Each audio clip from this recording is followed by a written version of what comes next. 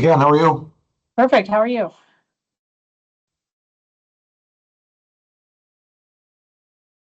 Yep, sounds Which one good did on you- my end. Excellent.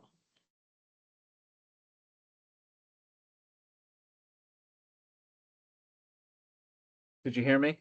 Yep, I can hear you good. Okay, great.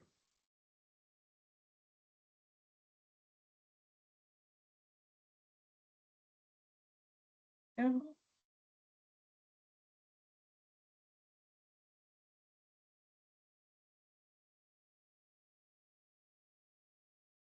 People in so far.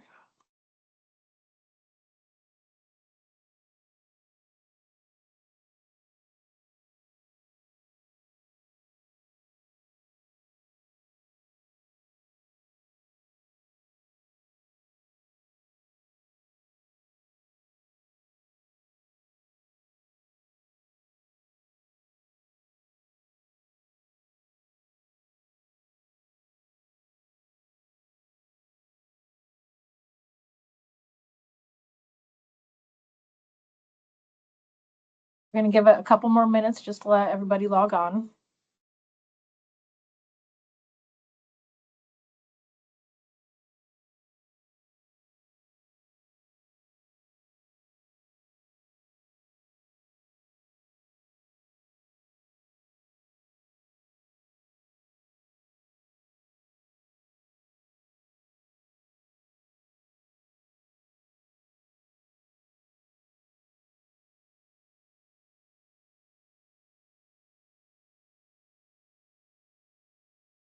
It's 7.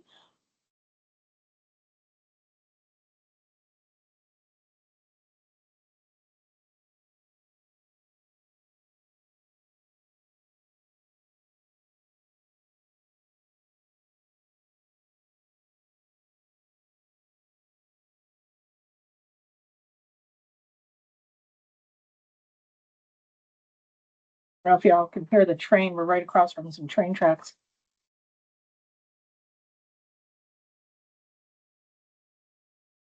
Give it one more minute. The latecomers a chance to get in.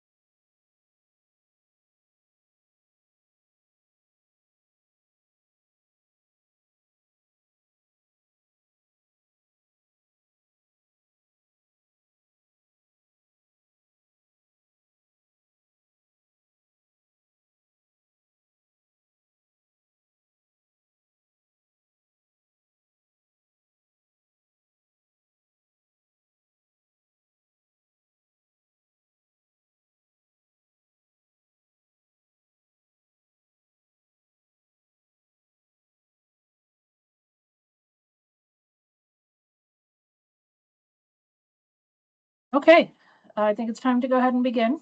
My name is Tuesday Lohmeyer. I am the Deputy Director of Charitable Gaming for the New York State Gaming Commission. Today's presentation is going to be how to tell if it's authorized gambling. So we're going to get right into it here.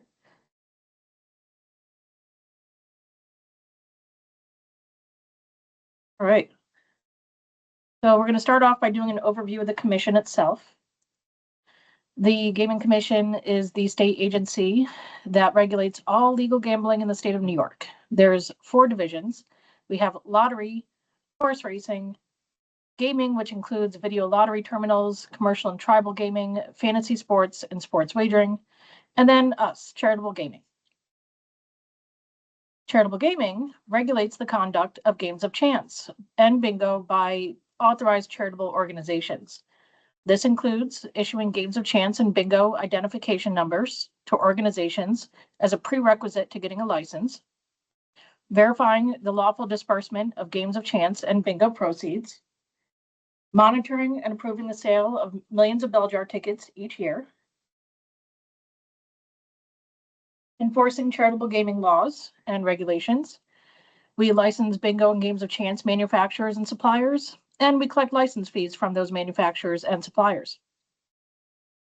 So charitable gaming statutes and rules can be found in a few different places. It is covered by penal law, section 225, and we'll get a little bit into penal law in the next slide. Games of chance laws can be found in general municipal law and in our rules and regulations. And I'll give you all a minute if you want to take a screenshot here of what these laws are, so you can go look them up yourself. And they are also available on our website. You can see the address down there at the bottom. Give you about 5 more seconds to take a screenshot, and then we'll move on to the next slide.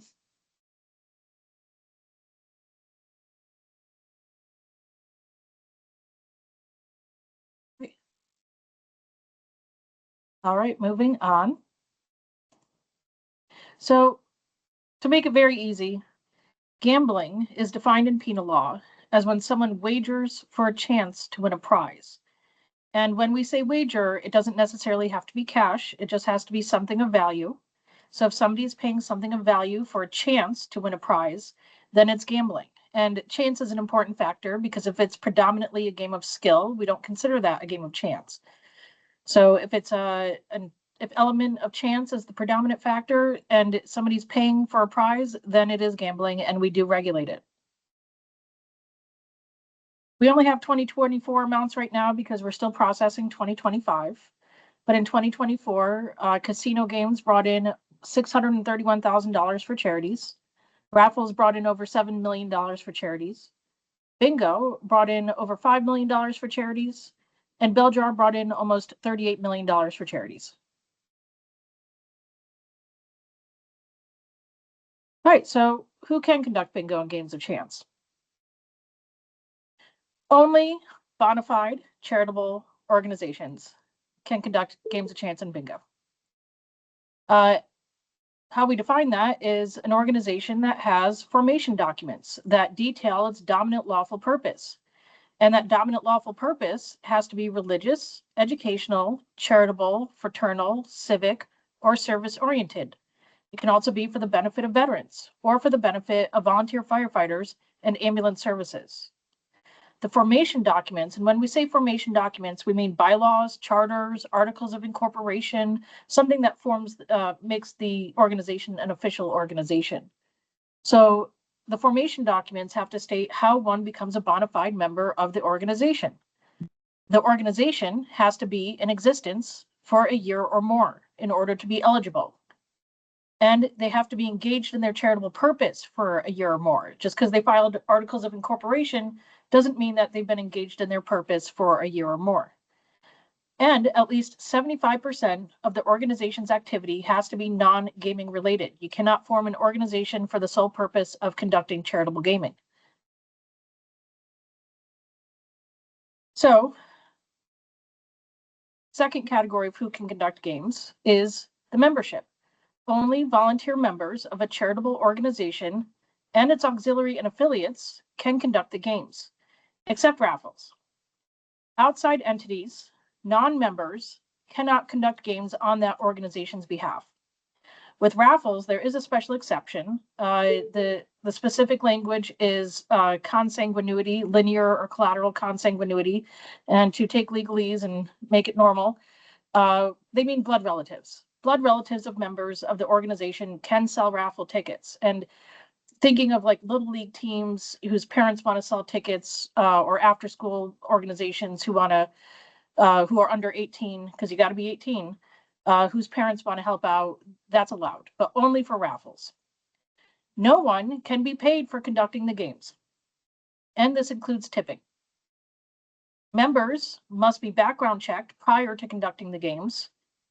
In lieu of a background check, a municipality can use an affirmation of good moral character. We provide a sample affirmation on our website if the clerks decide to use that. And any member that the organization designates as a member in charge of the games has to be familiar with charitable gaming statutes and regulations. So who cannot do charitable gaming? If you want to screenshot this list, please do. So who cannot conduct charitable gaming? Individuals in their own capacity cannot conduct charitable gaming. You as an individual cannot just go outside and start selling raffle tickets. Political committees cannot conduct any form of charitable gaming. For-profit entities are by their very nature not charities, or at least not for nonprofit charities that we require. Organizations located outside of New York State. Organizations outside of New York State cannot come into New York State and perform charitable gaming. Entities that have no physical location, because they have to be physically located inside of New York in a municipality that permits it. So if they're located outside of New York, or if they have no physical location, then they're simply not eligible. This includes social media groups. Entities that have no formation documents are not eligible to conduct charitable gaming. This includes bylaws, articles of incorporation, constitution, charter, and organizations that do not permit bona fide membership, because only bona fide members can conduct the games. So if the organization doesn't have bona fide members, they do not have the resources necessary to conduct the games. So how to tell if it's authorized charitable gambling? So we now know who can do it. So how do we know that they got permission to do it? So we'll start off by talking about, why does it matter? So how do you tell the difference between lawful and unlawful? And why is it important to be able to tell the difference? So thousands of charities across the state of New York rely on charitable gambling, such as raffles and bingo, for fundraising.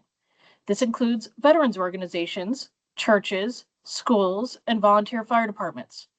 Unauthorized gambling takes money away from legitimate charities who rely on these games to raise funds, and it removes the government oversight of where the funds go.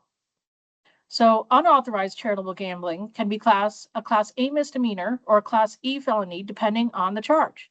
It's important to not participate, promote, or facilitate illegal gambling activities. The public can report suspected illegal gambling activity to local law enforcement, the local licensing authority, and the New York State Gaming Commission. So further into how to tell if it's lawful. So almost all charitable gambling requires a license, except small raffles, and we'll get into what classifies it as a small raffle. So charitable gaming licenses are issued by the city, town, or village where the gambling is taking place. For instance, if bingo is being conducted in the city of Buffalo, then the Buffalo City Clerk is the licensing authority. In New York City, the New York City Department of Consumer and Worker Protection is the licensing authority. So if gambling is taking place in New York City, you're going to want to see a license from the New York City Department of Consumer and Worker Protection. So to get a license, an organization has to take several steps. Step one is to obtain an identification number, and you do this by filing a 1A application with the Gaming Commission. This will register you with the Gaming Commission, and if approved, you will get a 1A number or an identification number from the commission. If you're applying to do bingo, it'll be a BC number. If you're applying to do games of chance, it's going to be a GC number. We handle those separately because requirements differ slightly between the two. So once an organization gets that number from the commission and is registered with the commission, they can then go to their municipal authority and get a license. The commission does not issue the licenses to do the games. The municipal authorities do. And so going back to my previous example, if you're doing bingo in the city of Buffalo, the Buffalo City Clerk is the one who would issue the license. New York City, it's the Department of Consumer and Worker Protection for New York City. So we'll get more into the identification numbers. They're important, and we'll get into why. So games of chance or bingo identification numbers are 13-digit numbers that are issued by the commission. You get that by filing a 1A application with the commission and requesting an ID number. So we format them in a specific way. The first group of numbers is a 2-digit numbers, and it represents the county that the municipality is located in. The second group of numbers represents the municipality itself.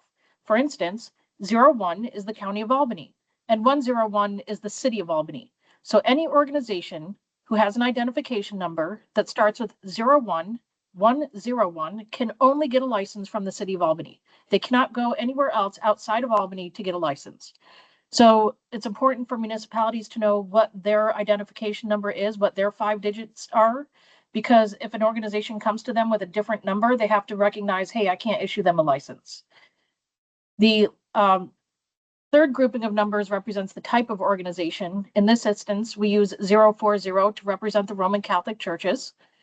And the last 5 digits is unique to the organization itself. So this is a specific identifier for that organization. If an organization already has an ID number, but they haven't been licensed in over a year, they have to come back to the commission and get their ID number reissued. We have to make sure that you've been engaged in your lawful purpose for at least a year. So if you've gone more than a year without a license, you have to come back to us and file a new 1A application. And as I said previously, if an organization moves to a different locality, they're going to have to get their ID number updated. So they're going to have to file a new 1A application. If they want to conduct in a municipality outside of where they're located, let's say an organization is located in Albany, but they want to conduct games in Schenectady, then they are going to have to do what we call a hardship request. And we're going to get into that at a later slide. So the second step is to get the actual license. To get the actual license, for raffles, bell jar, and casino games, the license is called a GC5. For bingo, the license is called a BC5. And we're going to take a look at both those forms today so that you guys know what they look like and what should be on them. Just as a quick note, organizations cannot get licenses from 2 different municipalities at the same time. Only one municipality for one license period. So the application forms get filed with the local municipal clerk to get the license. So for games of chance, this would be forms GC2, 2A, and 2B. For bingo, it would be a BC2, 2A, and 2B.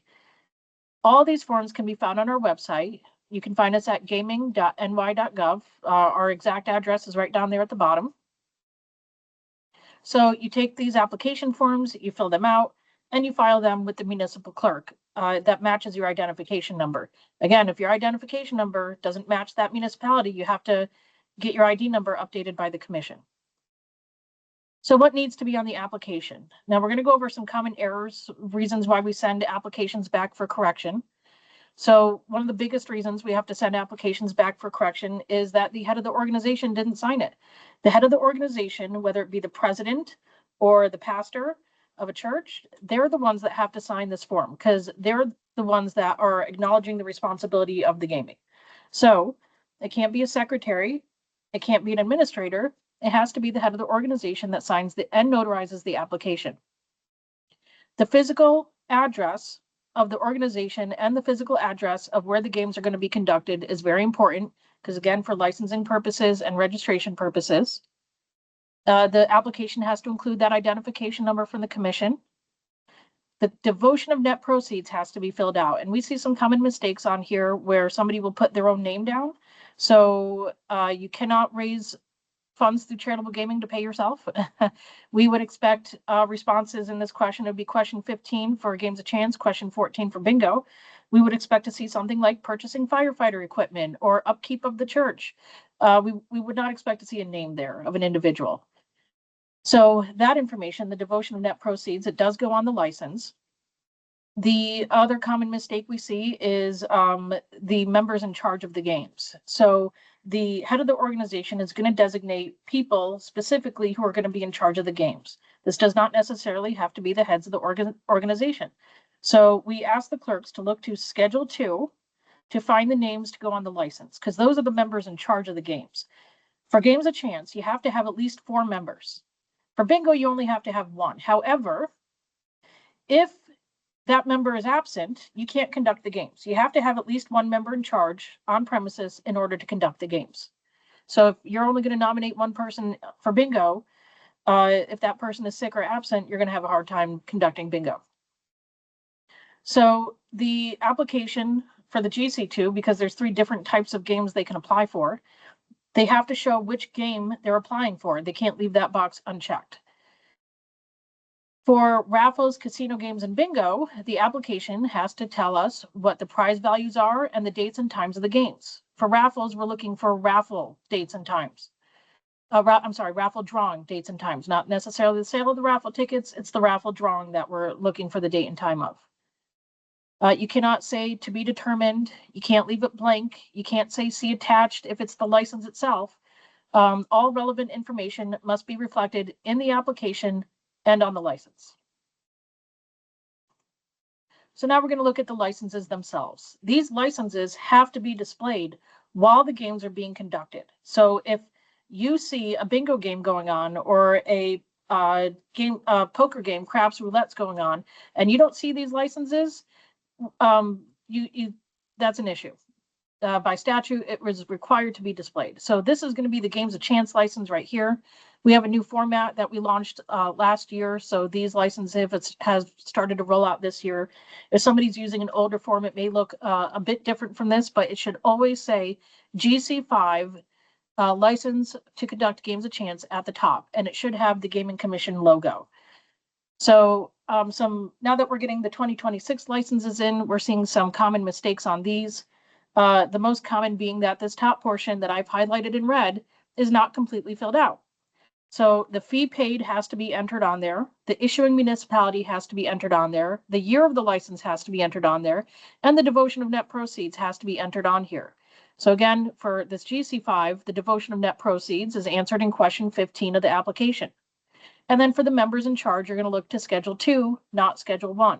Schedule 1 is the heads of the organization. Schedule 2 is the members in charge of the games. So common mistakes, we're finding fields left blank here. So we ask that you make sure all of these fields are filled in if you're a clerk. And then along with any license, a clerk has to issue a findings and determination. And that we call GC4 for games of chance and BC4 for bingo. Let's take a look at our bingo license here.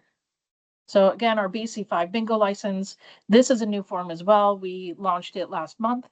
So we're going to start to see these rolling through. And again, same issue where the top portion is not being completely filled out. So please make sure that if you're a clerk that you are filling out all fields in this top portion.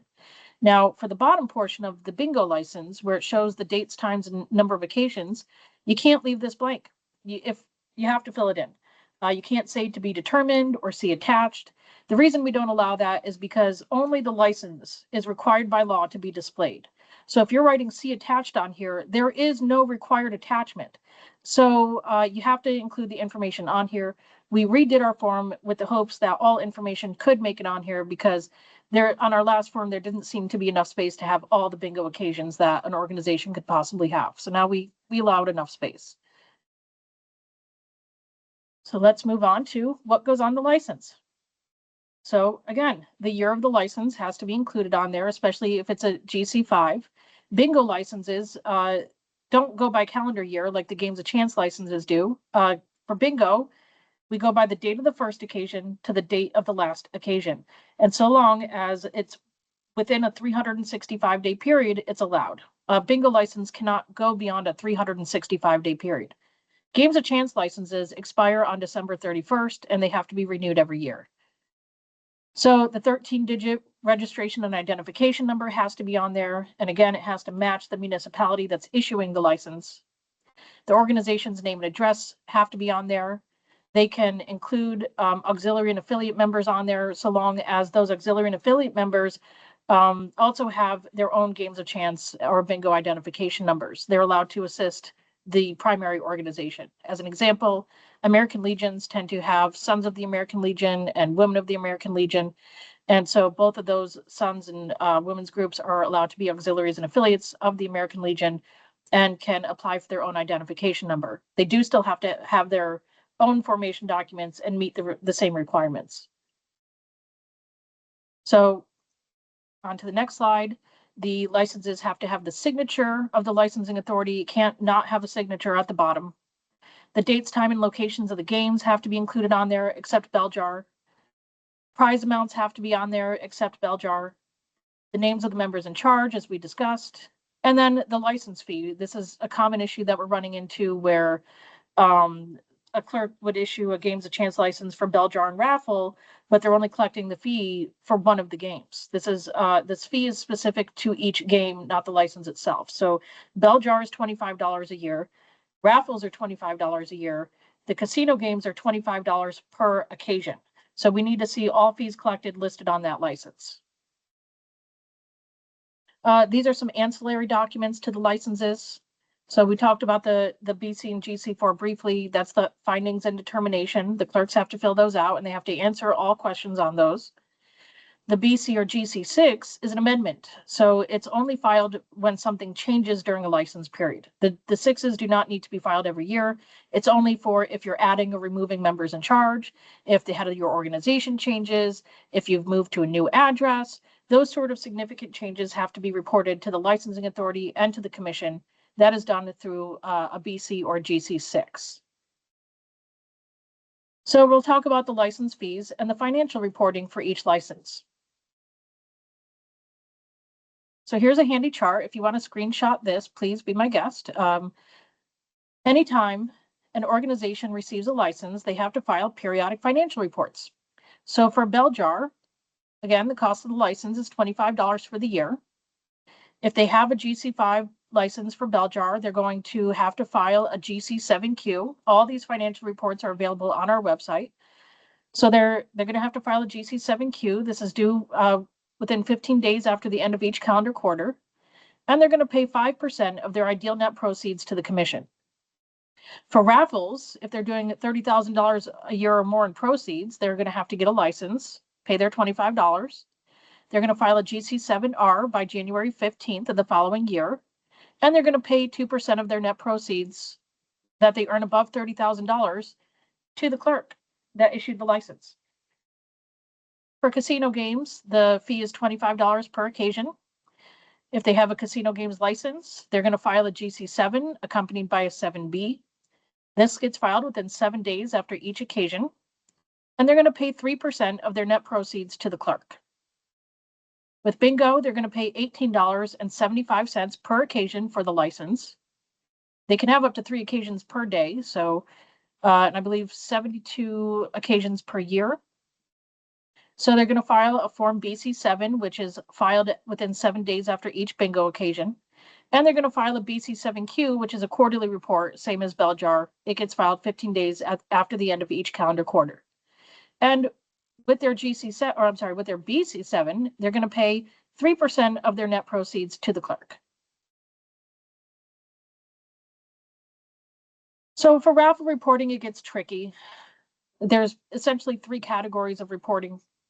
The first category is if they're doing $30,000 a year or more in raffle proceeds, they have to do what they have to do for every other game. They have to get the ID number, they have to get the license, they have to file their financial report, that GC7R.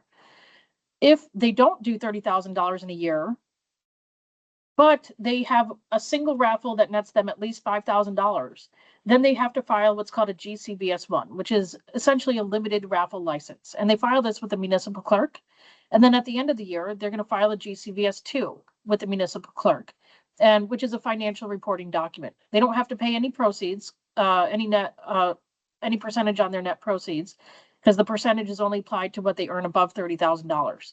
So if they're earning under $30,000, there's 0 additional license fee.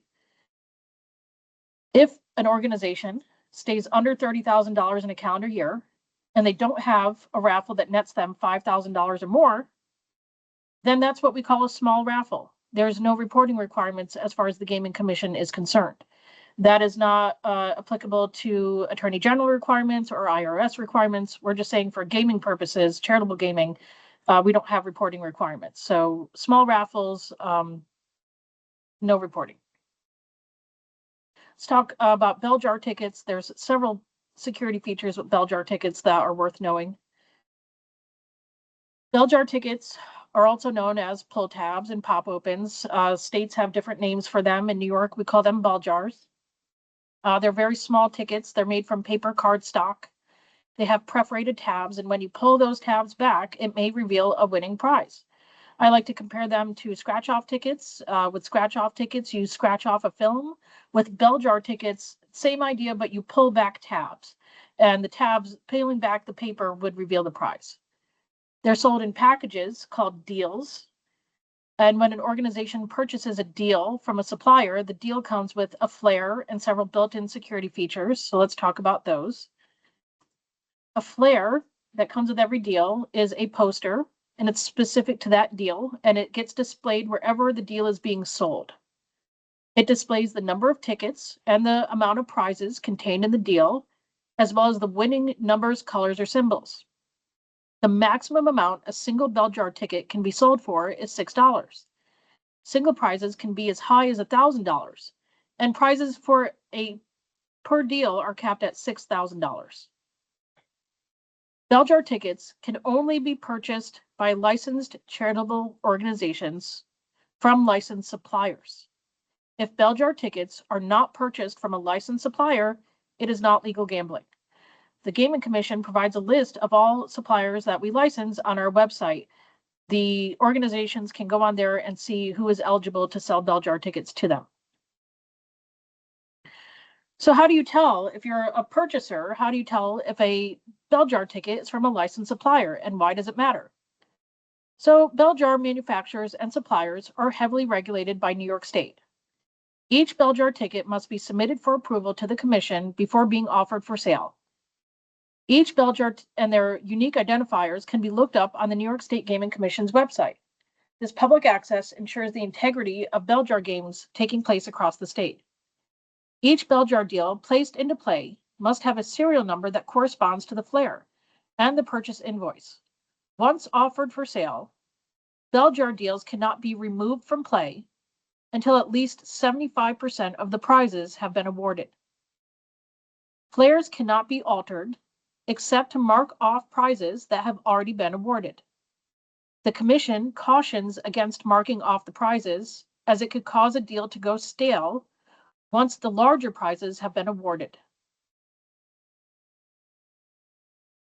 So only, again, going back to the beginning here, only members of the organization can sell bell jar tickets. Members of an auxiliary or affiliate can assist if they have their own identification number, and an organization can have up to 2 auxiliary and affiliates. Each bell jar worker has to wear an ID with their name, address, signature, and photograph, as well as the name of the organization. And the bell jar workers cannot buy tickets from their own organization. This is a common complaint we get from the public, that people are purchasing from their own organization. If you are listed as a member in charge or a member assisting for bell jar, you cannot purchase bell jar tickets during that license period. Even if you're removed from the license, you still cannot purchase them during that calendar year. Players cannot redeem winning bell jar tickets if the tickets have been removed from the premises. Organizations can't sell, distribute, or loan bell jar tickets to any other organization. Any unsold tickets from a removed deal must be retained for at least a year from the date of the last GC7Q financial report containing the serial number for such deal. And all winning tickets must be defaced upon redemption and retained for a year. Let's talk about casino games. In order to have a casino games license, you have to go through the whole gamut, identification numbers, GC5s. Again, only members can conduct the games, just like bell jar. Profits have to be deposited into a special games of chance checking account. This is across the board for the games except small raffles. And forms GC7 and GC7B have to be filed with the municipal clerk after each occasion within 7 days. You can only hold casino events up to 12 times a year. The types of games that can be held are limited. The list of approved games is found in section 4620.1 of our rules and regulations. It includes craps, roulette, blackjack, and merchandise wheels. An organization can have up to 5 games per event with an unlimited number of merchandise wheels. Prize and wager limits are set in regulation. Again, please see section 4620 for the amounts. And equipment for the casino games can only be purchased from a licensed manufacturer. Organizations can construct equipment and paraphernalia for their own use. However, equipment cannot be sold or leased to any other organization without the commission's written permission. And common articles such as cards and dice can be purchased from suppliers, common suppliers. For raffles, we talked about the 3 raffle categories. Let's talk about the games themselves. So each raffle drawing must have a winner. That is what distinguishes a raffle from a lottery. If there is a drawing that may not result in a winner, that is a lottery. And lotteries are regulated by the Lottery Division of the New York State Gaming Commission.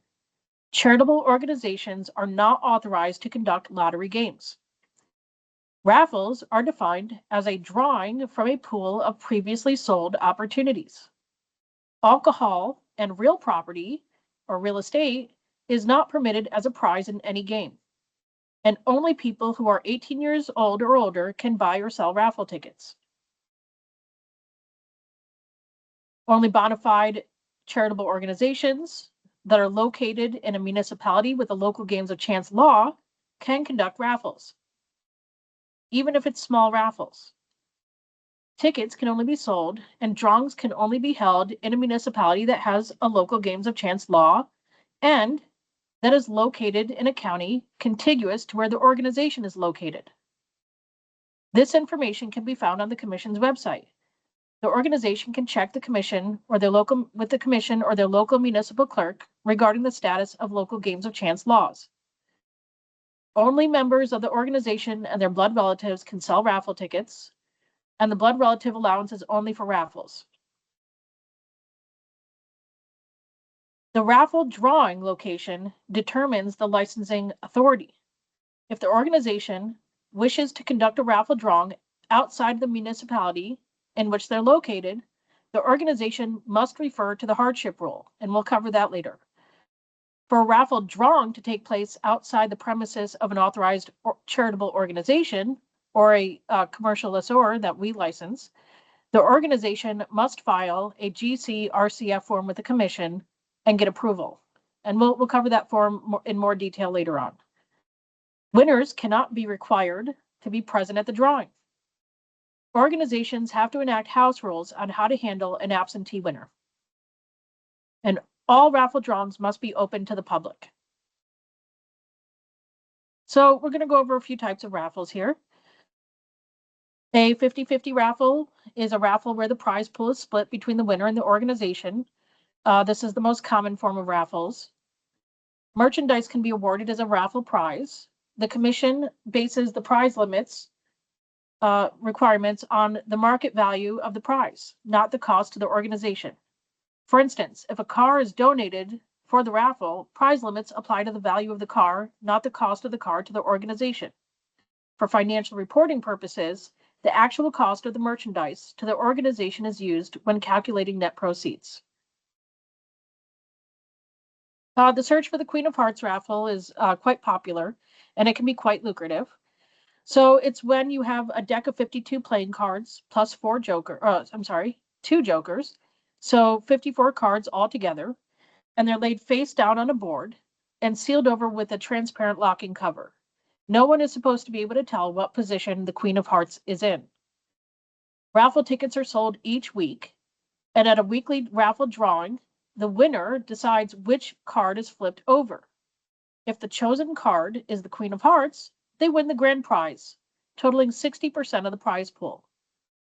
If the card that's flipped over is not the Queen of Hearts, the card is left face up on the board, and the person who pulled the card can win a secondary prize. And we list those secondary prizes in section 4620.23 of our rules.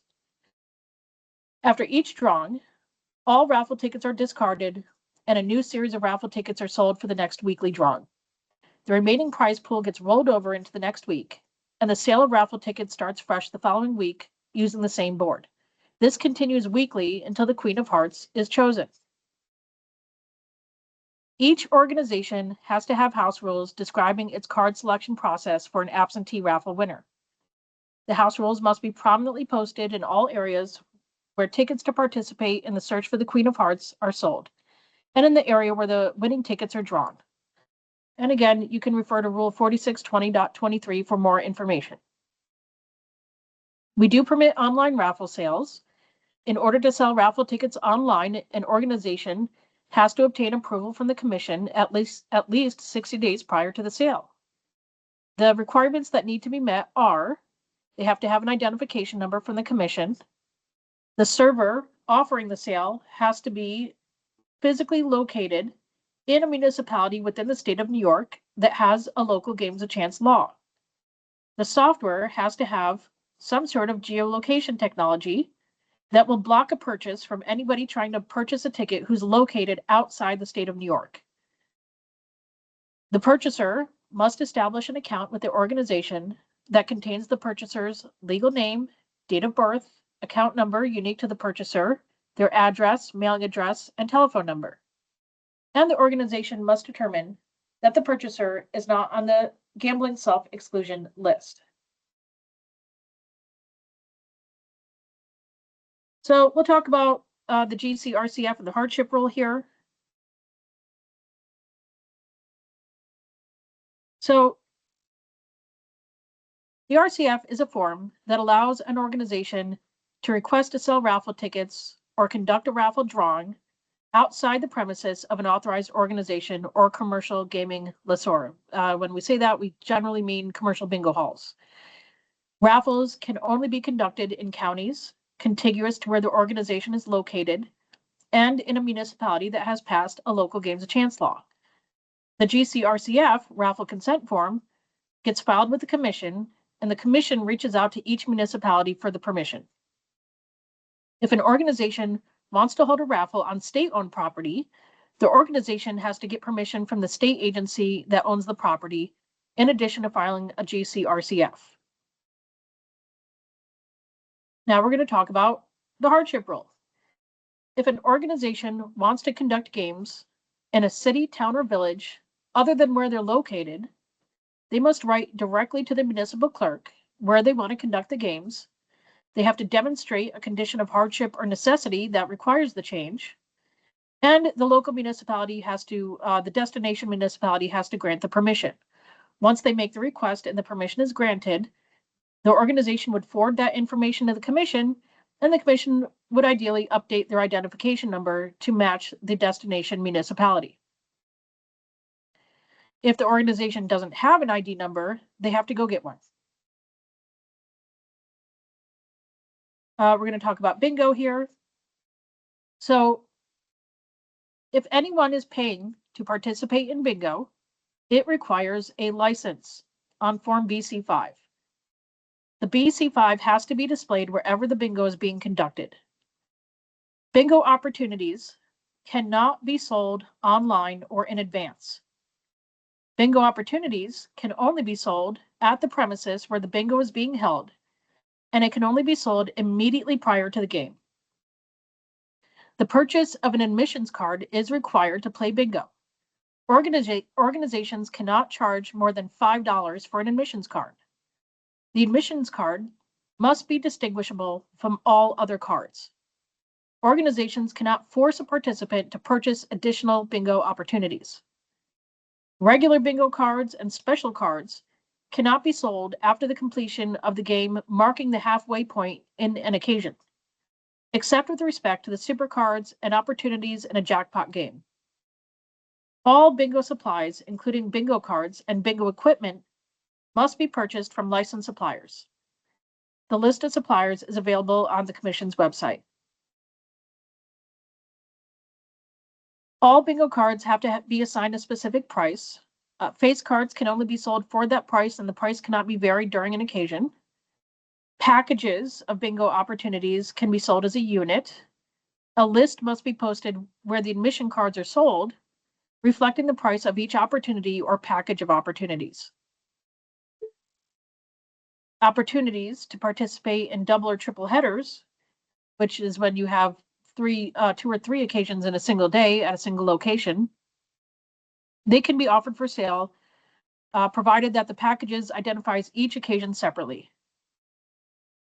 Tiered bingo games are allowed so long as each tier of opportunities is readily distinguishable from the other opportunities and packages.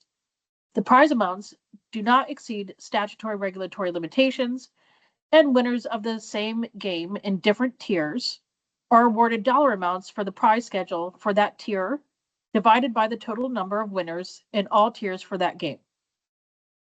The receptacle, the caller, and the assistant caller must be visible to a majority of the players at all times. And the equipment used for bingo must be owned or leased by the organization conducting bingo. And we do have a list of licensed suppliers for bingo equipment on our website.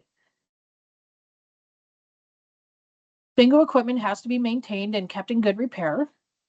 If it's determined that one or more of the 75 bingo balls were not present in the receptacle prior to calling the first ball of the game, an announcement must be made that the game is canceled. All balls have to be returned to the receptacle and the game must be restarted. At least 2 people have to be present at the receptacle from which the balls are drawn. One person removes the ball and observes the number. The other person raises the ball to display the letter and the number to the players and announces the letter and number on the ball. If there is an audio-video system, the caller may be the sole person present at the receptacle. However, the caller has to position each ball before the camera to clearly display the letter and number of the ball to the players via a video monitor. If a hands-free bingo machine is used, the caller does not need to handle the ball, but they still need to announce both letter and number while the image is displayed on the video monitors. Any player is entitled to call for verification of all numbers drawn at the time the winner is determined, and for verification of the balls remaining in the receptacle that have not been drawn yet. Winner verification is done at the time the winner is determined and is done in the immediate presence of one or more disinterested players. Each occasion is limited to 35 games each. So we do allow free bingo. So free bingo is when nobody pays to participate. It can only be hosted in a municipality that has a local bingo law. It can be hosted in a private home, a residential complex, such as a nursing home, by bona fide charities, and by entertainment businesses. The games have to be conducted solely for the purpose of amusement and recreation of the participants. The value of the prizes can't go above $10 per prize or above $150 in a day. The games can't be conducted more than 15 times a year if it's an entertainment business, and not more than 30 times a year if it's a residential complex or a charity. They can't host it more than once a week, and only the employees or volunteers of the organizations or complexes or facilities can conduct or assist in the conduct of the games. And we have a few miscellaneous rules to talk about. We're getting to the end here. Again, real estate can never be awarded as a prize in any game, neither can alcohol. It doesn't matter if the prize being awarded is merchandise or cash, it still needs a license, except small raffles. This includes purse bingo. Purse bingo still needs a license. Only raffle tickets can be sold online, and with the express permission of the Gaming Commission, no other gaming should be conducted online. If someone is selling raffle tickets or bingo opportunities through apps, such as Venmo, Cash App, or PayPal, it's probably not legal gambling. Only charities can conduct charitable gambling. Charities cannot allow outside entities to conduct the games for them. No one can be paid to conduct the games. I know we covered this earlier, but it's worth saying again. And this includes tipping. It must be on a strictly voluntary basis. If an organization fails to file financial reports in a timely manner, their license can be suspended and fines can be levied. And again, people under the age of 18 are not permitted to conduct games or playing games. So I want to thank everybody for attending today, and we're going to open this up for questions. You can put your question in the chat, or you can unmute yourself and ask.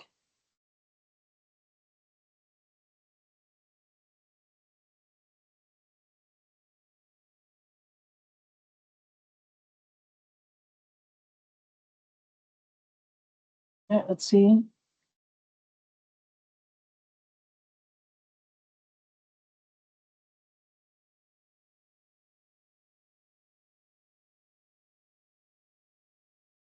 Is Show Me the Money considered a raffle, being that there is a winner each round? I am not sure what Show Me the Money is. This is, I don't know that other than that Tom Cruise movie. So you'd have to explain to me what, if they are drawing from a pool of previously sold tickets and it has a guaranteed winner, generally we find it to be acceptable. So if there's other parameters to that, if you could list them out, I could try to help.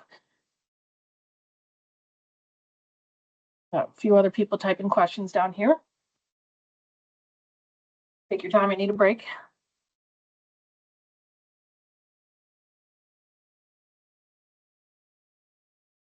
Can volunteers purchase a ticket or theme trade tickets? So generally, if you're selling raffle tickets, you should not be buying raffle tickets. Not a good idea.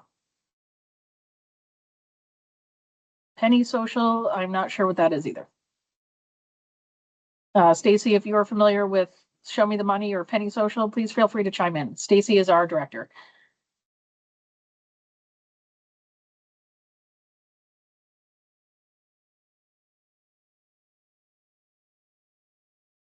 A few other people typing out questions here.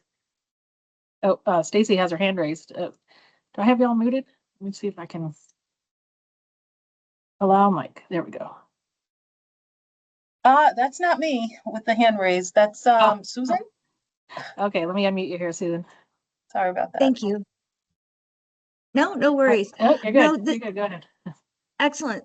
So a while ago, I had seen something that was called a penny social raffle, and that's kind of like the bucket raffles that I know they do a lot of that with like different conservation groups like Trout Unlimited and stuff like that. Where does that type of a thing fall in this umbrella for gaming?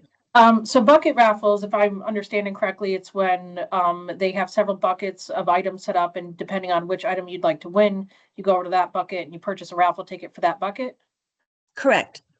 Those are allowed, yes. So, but where does that fall under? Raffles. I mean, it does fall under raffles. Okay. It does, yep. And we would consider that one raffle event. And so if they make $5,000 or more from that, they're getting into reporting territory. They're getting out of the category of small raffles.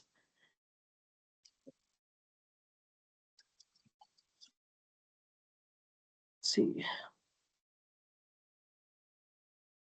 Spreadsheet for theme tray and phone. I'm not sure. Spreadsheet. Theme tray name. Generally, we don't need to know that if you're talking about raffles, we don't need to generally know the theme of the raffle. What we're more interested in is the value of the prizes and the types of prizes. Can we sell chances to win extra tickets? Cost is 50, so we sell 50 chances for one. So with the exception of raffle tickets sold at the door, all raffle tickets have to have a uniform price. So I'm not sure if that answers your question, Susan. And I believe you can also sell packages of raffle tickets at a discount, so long as it's a published in uniform price. If a charitable organization does a small raffle, 5,000 or less, does the municipality have to have a law on the books allowing it, and does it have to be in an area that is contiguous to where the organization is located? Yes and yes. Or raffles can only be conducted in a town, city, or village that has a local law that permits it. Because let's say in the hypothetical, your raffle goes viral, how are you going to get a license from that municipality if you're not authorized to do a raffle there in the first place? And then, and yes, raffles can only be sold in municipalities that are in counties contiguous to where you are. And for those that aren't familiar with the term contiguous, it means touching. So for instance, if you're in Saratoga County, any county that touches Saratoga County, you're eligible to sell in, so long as whatever town, city, or village you're selling in has that local law that permits it. And you're going to have to, if you're doing a raffle drawing outside of where you're located, so if you're in the city of Buffalo and you're going outside of Buffalo to do your raffle drawing, you got to do the hardship rule. If you're not doing it at the premises of a charity or a commercial bingo hall, the GCRCF. And then if you're going to do it on state-owned property, you got to get permission from the state. So you could potentially be setting yourself up for 3 or 4 steps that you would have to go through in order to conduct outside of where you are. Let's see. Are football pools legal? No, they are not. They're a lottery. They don't have a guaranteed winner. So if it doesn't have a guaranteed winner, it's a lottery. We don't permit lotteries. Let's see. Show Me the Money. Each person wishing to participate picks a stack, which consists of 3 cards. Each stack, you have to pay $1 per round, 10 rounds total. I do not think that is on our list. Let me see here. I did have the list pulled up a minute ago.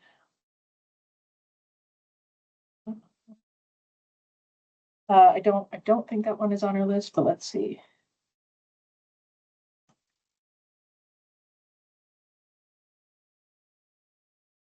Nope, Show Me the Money is not on here. So if you want to look at, it's rule 4620.1 that has a whole list of our games and the description of the games. Maybe it falls into one of those categories. Let's see.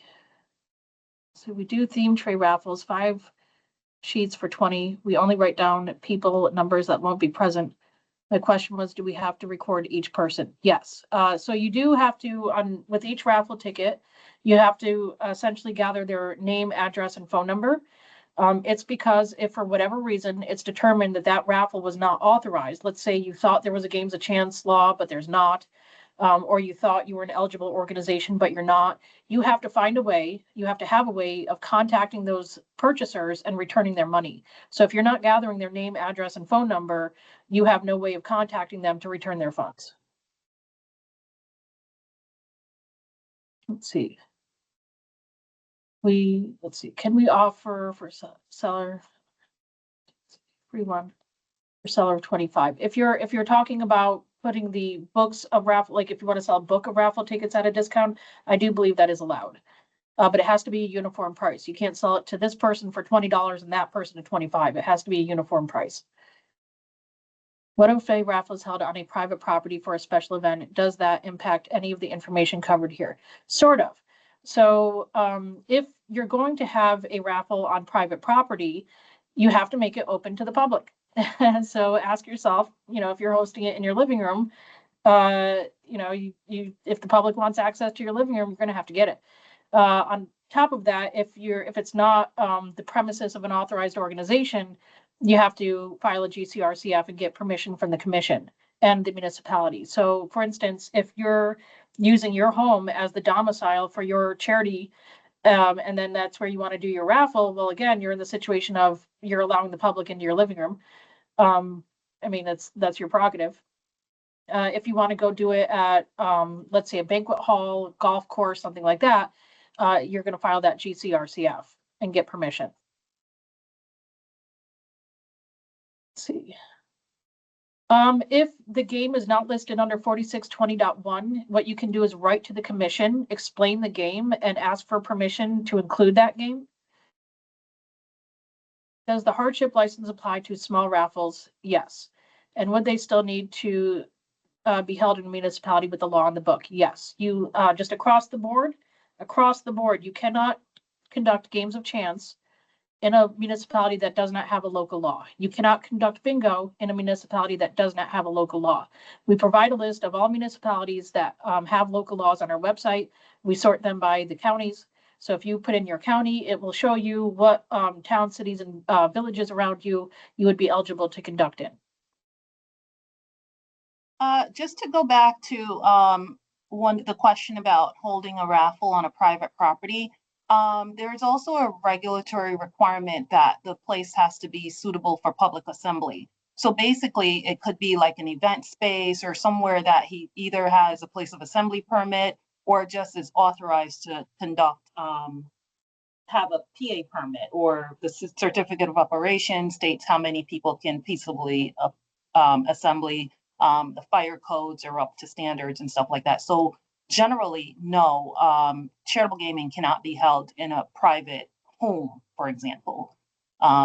Even though an organization may have their residence as their lawful address, they'll never be authorized to conduct gaming there. So just as a There you go. point of clarification. I was making the answer too hard like that. See, does the hardship license, let's see. Okay.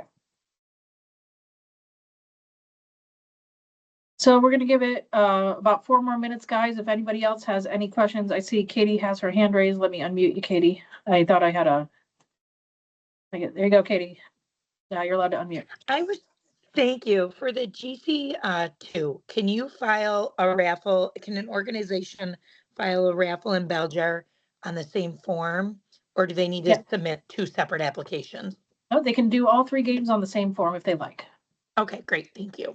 Yeah, please cut down on the paperwork. We have too much as it is. Agreed.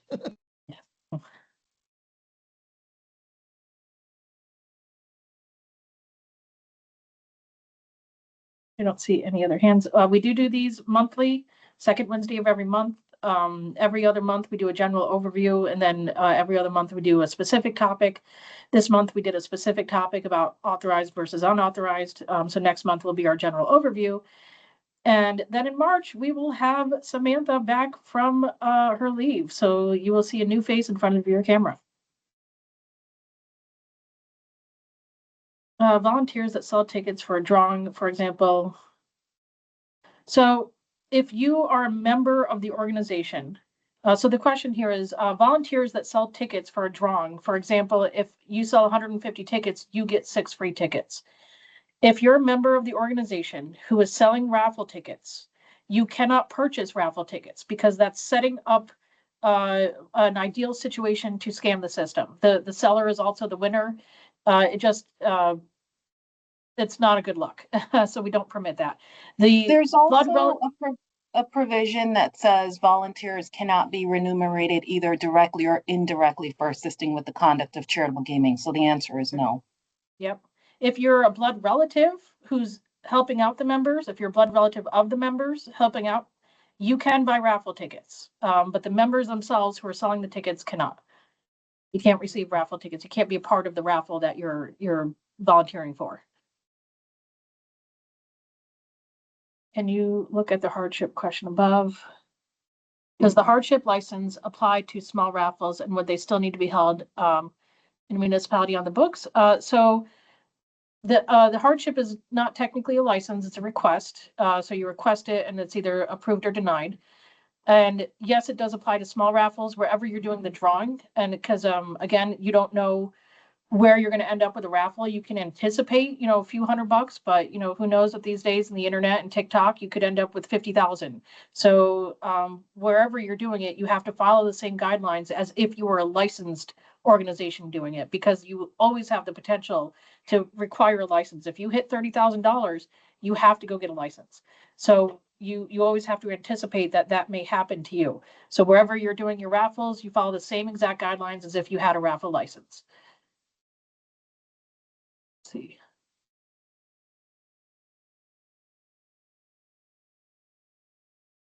Going back to Hannah Ray's question here, if it's not covered under 4620.1, again, the game type, would they need a license?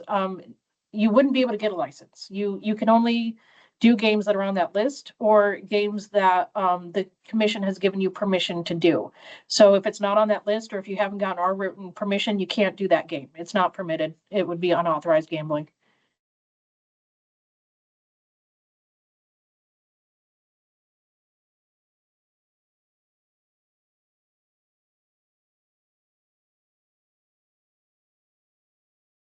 Anything you think I missed, Stacy, that you think would be pertinent to let everybody know before we tie this up? Back to the person who would ask the question about that they still need to be held in a municipality with a law on the books. I know sometimes organizations are uncertain about which municipality may or may not have games of chance local law. We do have a tool on our website that can help you determine whether or not there's a local law in that municipality. And it's a contiguous county search tool on the website. So you could basically just plug in the county and you'll see a drop down with not only the municipalities within that county that has games of chance local law, but then it'll also give you all the other counties that are contiguous that also has games of chance local law in their municipalities. So that's a helpful tool for people who are uncertain whether or not games of chance can be conducted in a specific municipality. And you can always call the commission or the local clerk to ascertain that information as well.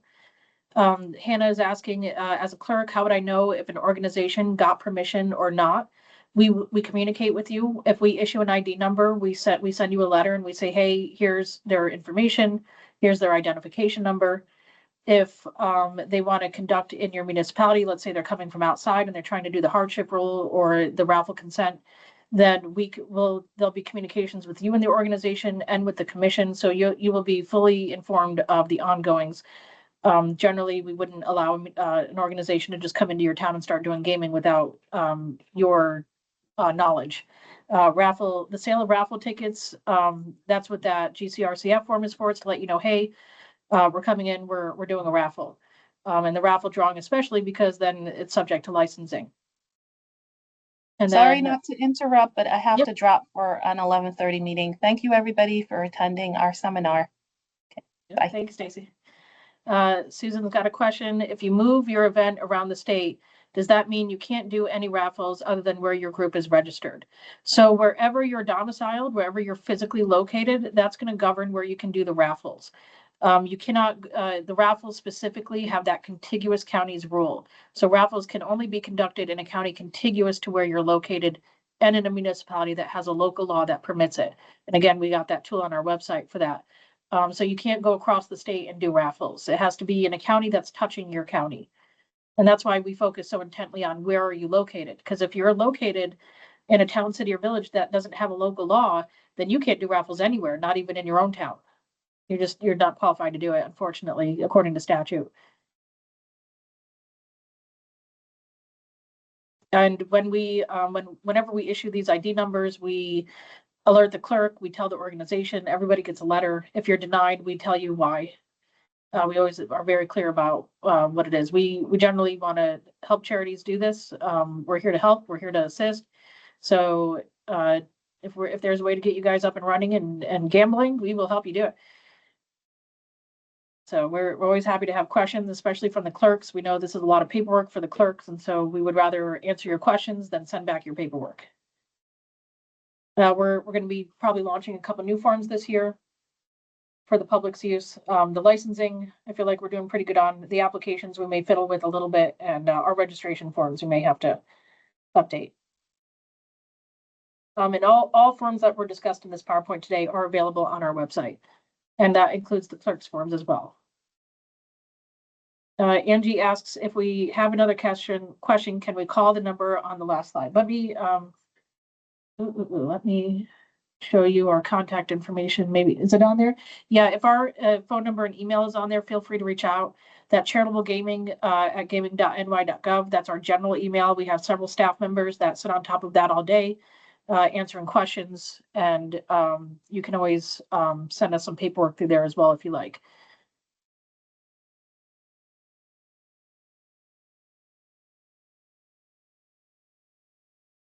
Yeah, no problem, guys. Thank you. Thanks for attending. We'd rather you guys know what to do than not know what to do. So wish 100 more of you would attend.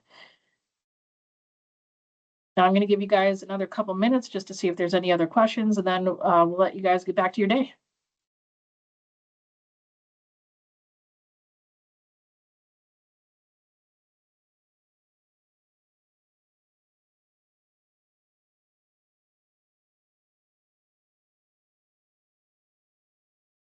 Just as a out of curiosity, could you raise your hand or mention in the chat if you're a clerk?